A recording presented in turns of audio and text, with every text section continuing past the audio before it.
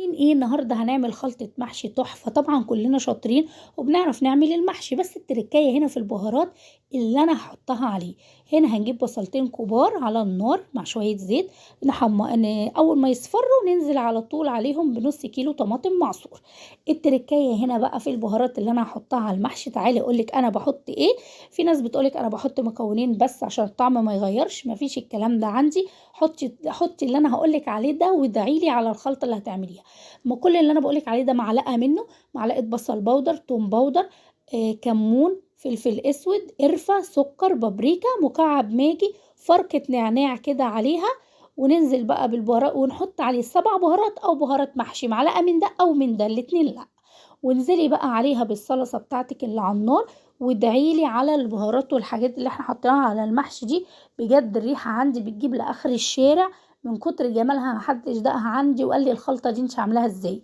يبقى عرفنا بنحط ايه: بصل بودر، توم بودر، كمون، فلفل اسود، بابريكا، مكعب ماجي، فركه نعناع، معلقه قرفه، وال7 بهارات. يا اما خلطه محشي اللي عندك بهارات محشي او ال7 بهارات، حاجه من الاتنين.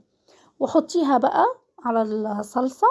وطبعا احنا عارفين هي بتتسبك بتتقل كده وتطلع فقاقيع، يبقى هي كده تمام اتسبكت.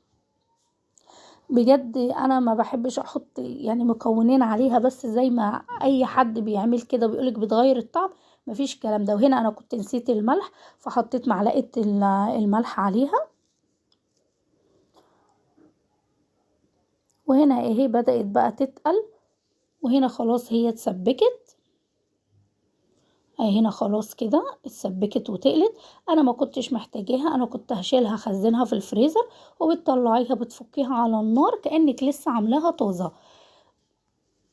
اهو يجيب بقى علب بلاستيك. وشايفين اللون الجميل ده؟ اللون ده من معلقة البابريكا اللي احنا حطيناها. يا رب يكون الفيديو عجبك وجربي الطريقة دي وحطي البهارات دي عليها وادعيلي. سلام عليكم.